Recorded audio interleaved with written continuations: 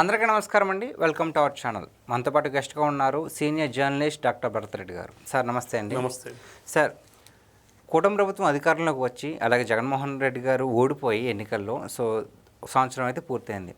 ఈ సంవత్సర కాలంలో కూడా విపక్ష నేతగా జగన్ రెడ్డి గారు సక్సెస్ అయ్యారా లేదా? జనరల్గా ఏవైనా విపక్ష నేత సక్సెస్కు ఫెయిల్యూర్కి ఒక సంవత్సరం 2 ఏళ్ళ టైం తీసుకుంటుంది. కానీ సంవత్సరానికి కొంత రిజల్ట్ ఉంటుంది. ఏదో ఒక వేరే రిజల్ట్ అంటే గతంలో కంటే కొంచెం మెరుగుదల ఉందా లేదా అనేది ఒక అంచనా వేయడానికి వీలుంటుంది. గతంలో 151 సీట్ల నుంచి 11 సీట్లకు తగ్గడం జరిగింది. కూటమి ప్రభుత్వం ఏర్పడడం జరిగింది. కూటమి ప్రభుత్వం ఏర్పడిన తర్వాత జగన్మోహన్ రెడ్డి పర్ఫార్మెన్స్ ఏ విధంగా ఉంది, కూటమి పర్ఫార్మెన్స్ ఏ విధంగా ఉందని మనం ఒకసారి అంచనా వేసినట్టయితే కూటమి పర్ఫార్మెన్సు 164 సీట్లు వచ్చి ఏ విధంగా ఉందో ఆ విధంగానే ఉంది. జగన్మోహన్ రెడ్డికి 11 సీట్లు ఎలా ఉందో ఇప్పుడు దానికంటే తగ్గిందని చెప్పొచ్చు. దానికి మనం కారణాలను విశ్లేషించినట్టయితే జగన్మోహన్ రెడ్డి అధికారంలో ఉన్నప్పుడు ఇన్ని స్కాములు జరిగినాయని చెప్పి ప్రజలకు తెలియదు. ఎందుకంటే కూటమి ప్రభుత్వం అధికారంలోకి వచ్చిన తర్వాత లిక్కర్ స్కామ్ బయటకు రావడం జరిగింది. చాలామంది ఓటేసిన వాళ్ళు జగన్మోహన్ రెడ్డి ఇన్ని స్కాములు చేశారా అనే పరిస్థితికి వచ్చింది. 40% వరకు ఓటింగ్ వచ్చిందని చెప్పుకుంటున్న సందర్భంలో ఈ 40% నుంచి కూడా తరుగుదల మొదలైంది. దాంతోపాటుగా భూ కబ్జాలు, భూ ఆక్రమణలు, మాజీ మంత్రుల మీద కేసులు, పార్టీ లిక్కర్ స్కాము, పార్టీ బెదిరింపులకు పాల్పడ్డదని చెప్పి దూషణల పర్వం, ఒక్కొక్కరుగా వైసీపీ నాయకులు జైలుకి వెళ్ళడం లేదంట బెయిల్ కోసం ప్రయత్నించడం, ఇవన్నీ చూస్తుంటే ప్రజల్లో ఒక మేము ఇతనికి ఓటేసిన వాళ్ళు, ఓటేయని ప్రజలు వదిలేయండి, ఓటేసిన ప్రజలే ఇప్పుడు తిట్టుకుంటున్నారు ఇతనికి ఓటేసామా అంటే ఇన్ని జరిగాయా ఈ 5 ఏళ్ల కాలంలో 2019 నుంచి 24 కాలంలో ఇన్ని రకాలుగా ఇవి జరిగాయా అని చెప్పేసి ఒక్కొక్కటిగా బయటకు వస్తున్న నేపథ్యంలో దానికి అనుగుణంగానే వైసీపీ ప్రతిపక్ష పాత్రలోనైనా ఏమైనా సక్సెస్ అయిందంటే అది కూడా లేదు. దానికి కారణం ఇప్పుడు ఒకవేళ అధికారంలో ఉన్నా ప్రతిపక్షంలో ఉన్నా అసెంబ్లీకి వెళ్ళాల్సిన అవసరం ప్రతి గెలిచిన ఎమ్మెల్యేకి ఉంటుంది. ప్రతిపక్షంలో ఉన్న ఎమ్మెల్యేకు ఇంకా బాధ్యతలు ఎక్కువ ఉంటాయి. ఎందుకంటే ఆంధ్రప్రదేశ్లో కేవలం ప్రతిపక్షం ఒకటే ఉంది. కారణం ఏంటంటే మిగతా అంతా కూడా కూటమి ప్రభుత్వం ఉంది. కూటమిలో జనసేన బీజేపీ పాత్ర ప్రభుత్వంలో ఉన్నారు కాబట్టి వాళ్ళు ప్రభుత్వంలో భాగస్వాములు కాబట్టి వాళ్ళు ఎలాంటి విమర్శలు చేసుకునే అవకాశం లేదు. కానీ ప్రతిపక్షం అంటూ ఉన్నది ఒకటి జగన్మోహన్ రెడ్డి. అది ఎంత బాధ్యతాయుతంగా ఉండాలి. ఇప్పుడు తెలంగాణలో మనం ఎగ్జాంపుల్ తీసుకున్నట్టయితే అధికార పక్షం ఉండగా ప్రతిపక్షం టీఆర్ఎస్ ఉండగా బీజేపీ ఉంది, 2 ప్రతిపక్షాలు ఉన్నాయి నిలదీయడానికి, ప్రభుత్వాన్ని ప్రశ్నించడానికి. అక్కడ ఉన్నది ఏకైక ప్రతిపక్షం జగన్మోహన్ రెడ్డి అసెంబ్లీకి వెళ్ళాడు. అసెంబ్లీకి వెళ్ళకపోవడాన్ని కూడా ప్రజలు జీర్ణించుకోలేకపోతున్నారు. నీకు ప్రతిపక్ష హోదా ఇస్తేనే అసెంబ్లీకి వెళ్ళడం ఏంటి, నిన్ను గెలిపించారు కదా, ప్రజా సమస్యల్ని అసెంబ్లీలో ప్రభుత్వం దృష్టికి తీసుకెళ్ళి ప్రభుత్వం పరిష్కరిస్తుందా లేదా సెకండరీ, నువ్వు ఫస్ట్ తీసుకెళ్ళాలి కదా. తీసుకెళ్లకుండా నువ్వు నాకు ప్రతిపక్ష హోదా ఇస్తే నేను వెళ్తాను లేకుంటే అసెంబ్లీకి వెళ్ళాను, అలాంటప్పుడు అసెంబ్లీ సీట్ కూడా అక్కర్లేదు కదా, ఎమ్మెల్యే పదవి కూడా అక్కర్లేదు కదా. కాబట్టి ఈ విషయంలో అట్లా అంటే ఈ స్కామ్ల విషయంలో గతంలో వచ్చిన 11 సీట్లు 40% ఓటింగ్కు సంబంధించిన దీన్ని మనం తీసుకుంటే తగ్గుదలనే కనిపిస్తుంది.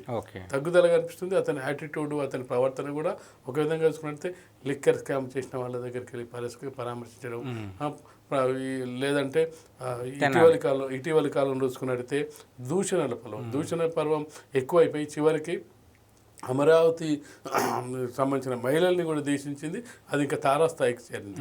వాళ్ళ పార్టీ ఛానల్లో వాళ్ళ సమక్షంలో వాళ్ళ భారతిరెడ్డి నడిపిస్తున్న ఒక ఛానల్లో మహిళలను దూషించినది చాలా ఇంకా ఎక్కువగా అది నెగిటివ్ అయిన సందర్భాన్ని మనం చూడొచ్చు. కాబట్టి సంవత్సరం కాలం మొదట్లోనే మనం చూసుకున్నట్టయితే జగన్మోహన్ రెడ్డి ఓడిపోయిన తర్వాత ఒక సంవత్సరం కాలం పాటు ఫ్రీగా ఉండి అసలు ప్రభుత్వం ఏం చేస్తుంది, వాళ్ళు ఇచ్చిన హామీలు ఏంటి, ఏం నెరవేరుస్తుందని కొంచెం ఒక నిర్మాణాత్మక ప్రతిపక్షంగా ఉండి పనులు చేయకపోతే సంవత్సరం తర్వాత నువ్వు ఆ పనుల మీద నిలదీయాల్సిన అవసరం ఉండే. కానీ గెలిచిన 6 నెలలకో 3 నెలలకో ఇక ప్రభుత్వంపై దాడి చేయడం, ప్రభుత్వం వెంటనే ఎన్నికలు నిర్వహించాలి, ప్రభుత్వం పడిపోతుంది అంటే ఇలాంటివన్నీ చేసుకుంటూ వెళ్తున్న సందర్భంగా ప్రభుత్వానికి ఇచ్చిన హామీలు నెరవేర్చడానికి 5 ఏళ్ళ సమయం ఉంటుంది, 5 ఏళ్ళ గడువు ఉంటుంది. ఆ గడువు లోపల ఏమేమి పనులు చేస్తున్నారు, ఇప్పుడు వరకు ఎంతవరకు వచ్చిందని సంవత్సరం తర్వాత ప్రభుత్వాన్ని విమర్శలు చేయించాల్సి ఉంది. కానీ అంతవరకు కూడా ఓపిక లేకుండా ప్రారంభించడం జరిగింది. అంటే ఇవన్నిటి దృష్టిలో పెట్టుకుంటే కూటమి ప్రభుత్వం ఏర్పడిన నాటికి ఏ విధంగా అయితే ప్రజల అభిమానం చెక్కు చేరకుండా 164 స్థానాలతో ఉండి ఓటింగ్ శాతం ఉందో ఆ శాతం అలాగే కూటమి ప్రభుత్వం ఉంచుకోగలుగుతుంది. కానీ జగన్మోహన్ రెడ్డి పొందిన సీట్లు ఓట్లకు తగ్గ సీట్లు రాలేదనుకోండి, అది వేరే విషయం. కేవలం 11. కనీసం ఈ పర్సెంటేజ్ ఆఫ్ ద ఓటేసిరో వాళ్ళు కూడా ఈరోజు రివర్స్ అయ్యే పరిస్థితిని జగన్మోహన్ రెడ్డి తెచ్చుకున్నాడని చెప్పొచ్చు. దానికి మనం వివిధ కారణాలను అయితే ఇప్పుడు విశ్లేషించడం జరిగింది. ఇప్పటికైనా అంటే ప్రతిపక్ష నాయకుడు గెలుపు ఓటములు అనేది రాజకీయాల్లో సహజం. చంద్రబాబు నాయుడు గారు కూడా 30 ఏళ్ళ రాజకీయ జీవితంలో 10 సంవత్సరాలు అధికారంలో ఉన్నారు, 10 సంవత్సరాలు ఉమ్మడి రాష్ట్రంలో ప్రతిపక్షంలో ఉన్నారు, ఆంధ్రప్రదేశ్లో మొదటిసారి అధికార పక్షంలో ఉన్నారు, తర్వాత ప్రతిపక్షంలో ఉన్నారు. అన్నీ చూసుకుంటూ వస్తున్నారు. రాజకీయాల్లో ఇవన్నీ సహజం, గెలుపోటాలు సహజం. మళ్ళీ ప్రజల మధ్యలోకి వెళ్ళి ప్రజల్లో ఎలా మమేకమయ్యారని చూసుకోవాల్సిన అవసరం ఉంది. ఇప్పుడు జగన్మోహన్ రెడ్డికి మరొక సమస్య ఏంటంటే తనతో ఉన్న పార్టీ నాయకులందరూ కూడా తను ముఖ్యులు అనుకున్న నాయకులందరూ జైల్లోకి వెళ్తున్నారు. కొంతమంది తప్పించుకుంటున్నారు, కొంతమంది అసలు పార్టీకి దూరంగా ఉంటారు. రేపు ఎవరు పార్టీలో ఉంటారో లేదా అని ఒక సమస్య. ఈ 4 ఏళ్ల కాలం పాటు పార్టీని ఏ విధంగా నడిపించాలి? ఎందుకంటే ఇప్పటికే ఎన్నికలకు ముందే తను ముఖ్యమంత్రిగా ఉన్నప్పుడే తన కుటుంబ సభ్యులందరూ దూరం అవ్వడం జరిగింది, కుటుంబ సభ్యులను ఈయన దూరం చేసుకోవడం జరిగింది. ఇప్పుడు తర్వాత ప్రజల దగ్గర ఉండంటే ప్రజల్ని కూడా దూరం చేసుకోవడం జరిగింది. ఇప్పుడు చూసుకుంటే తన వెంట ఉన్న నాయకులు కూడా దూరం అయిపోతున్నారు వివిధ కారణాలతో. కాబట్టి పార్టీ భవిష్యత్తు ఏంది, పార్టీ పరిస్థితి ఏంది, 4 ఏళ్ళు ఏ విధంగా కార్యకర్తలు ఏ విధంగా, ఎందుకంటే తమ నాయకులందరూ ఒక్కొక్కరు కేసులలో జైళ్ళలో వెళ్తుంటే వాళ్ళకు ఏం భరోసా ఉంటుంది పార్టీ నాయకులకు కార్యకర్తలకు. కాబట్టి ఇప్పుడున్న పరిస్థితిలో జగన్మోహన్ రెడ్డి ఖచ్చితంగా కూడా ప్రతిపక్ష నాయకుడిగా ఫెయిల్ అయ్యారని చెప్పొచ్చు. కనీసం పార్టీని ఏ విధంగా నిలబెట్టుకుంటారు, ఈ 4 ఏళ్ల పాటు నిలబెట్టుకొని మరొకసారి నేను అధికారంలోకి వస్తా, గతంలో చెప్పడం జరిగింది, నేను 20 ఏళ్ళు అధికారంలో ఉంటా, వై నాట్ 175 ఇలాంటివన్నీ కూడా ప్రజలు చూసి ఉన్నారు. కాబట్టి ఇప్పుడు ప్రతిపక్ష పాత్రలో ఈ సంవత్సర కాలంలో ఫెయిల్ అవ్వడం జరిగింది. మిగతా 4 ఏళ్ల కాలంలోనైనా ప్రభుత్వానికి సూచనలు ఇస్తూ ప్రభుత్వం ఏమైనా హామీలు నెరవేర్చకపోతే వాటిని చేసి ప్రజల అభిమానాన్ని చూరగొంటే కనీసం ప్రతిపక్ష హోదా అయినా దక్కే అవకాశం ఉంటుంది. ఎందుకంటే దాని ప్రతిపక్ష హోదా రాలేదని ఇప్పుడు నెత్తి నోరు కొట్టుకుంటున్నాడు. కాబట్టి వచ్చే ఎన్నికల్లో అయినా కనీసం ప్రతిపక్ష హోదా వచ్చే అవకాశం ఉంటుంది. ఎందుకంటే మరో పక్షం లేదు కాబట్టి, మరో పక్షం ఉండే ఆంధ్రప్రదేశ్ ఒక ఆల్టర్నేట్ ఉండేది. కాబట్టి ఇప్పుడు ప్రతిపక్ష హోదా కోసం ఈయన ప్రతిపక్ష హోదా అంటే కనీసం 18 సీట్లు రావాలి. ఆ హోదా కోసం ప్రయత్నించాల్సిన కనీసం జగన్మోహన్ రెడ్డి మీద ఉందని మనం చెప్పొచ్చు. ఓకే, అంటే జగన్ గారి ప్రభుత్వంలో వైసీపీ అంటే రౌడీ రాజకీయం అనే ఒక భావన అయితే ఉండేది ప్రజల్లో, వాళ్ళు అలాగే ప్రవర్తించేవారు. మరి ఇప్పుడు ఓడిపోయిన తర్వాత వాళ్ళ ప్రవర్తనలో ఏదన్నా తగ్గిందా, లేదంటే ఇంకా అదే రౌడీజం లాగే ప్రవర్తిస్తున్నారంటారా? మీరు చెప్పినట్టుగా గత ప్రభుత్వంలో ఏ విధంగా అయితే వివరించారో ప్రతిపక్షంలోకి వచ్చినాక అంతకంటే ఎక్కువ వివరిస్తున్నారు. కాబట్టి ఇప్పుడు జగన్మోహన్ రెడ్డి ఎగ్జాంపుల్ మనం చెప్పొచ్చు.